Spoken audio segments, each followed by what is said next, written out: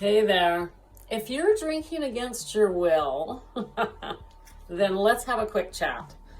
I drank against my will for over 30 years. And it honestly felt like there's no way I'm ever going to figure this out. And I tried and tried and tried to quit. It turns out a few things that I've learned since getting sober and training as a sobriety coach and helping other women. And one of the most important things is that, get this, I didn't really want it. I thought I wanted it. For 30 years, I thought, that's all I want is to quit. But deep inside, I was terrified. I couldn't visualize life without alcohol. I didn't know what life would be, how to live life without it. It was my best friend, my support system. It had been just such a part of my life for so long that deep inside, I really didn't want it because there were things I could have done. And so the first question I want to ask yourself, I want you to ask yourself is, do you really want to stop drinking? Or you just say you want to stop drinking? It's a really important question. Think carefully about it because the mind is tricky. If you'd asked me, I'd have said, no, I want to quit. I really do. Then why did I not take the opportunities that were presented to me? I had people try to help me. I had counselors, I had opportunities, was in 12-step, I was in the hospital, and I always went back to drinking, stubbornly. I remember thinking, you know what, I can do this. It's not a problem. I just lost control there last time. This is okay, I can do this. Allowing my own mind to fool me and kid me.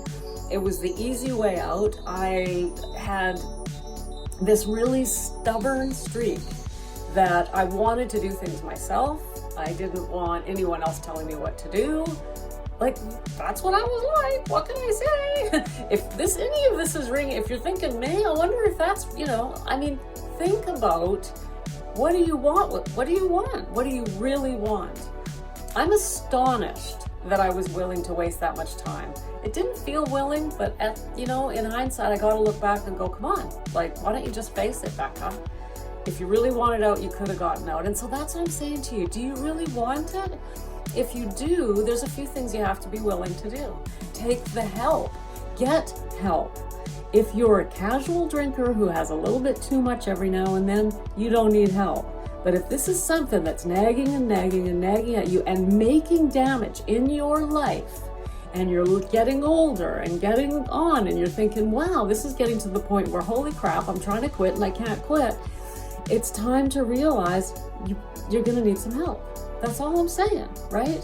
And once we can admit that, there it is. That's step one of the 12-step program. Admitting there's a problem, right? I'm not saying you have to run out and join the 12-step program, although maybe it wouldn't hurt, but we have to at first admit, I need help. I need help. I can't do this. The minute you can do that, two things actually. One, I need help, and two, I want to quit. Desire is the other piece. The only requirement for membership in a 12-step program is a desire to stop drinking.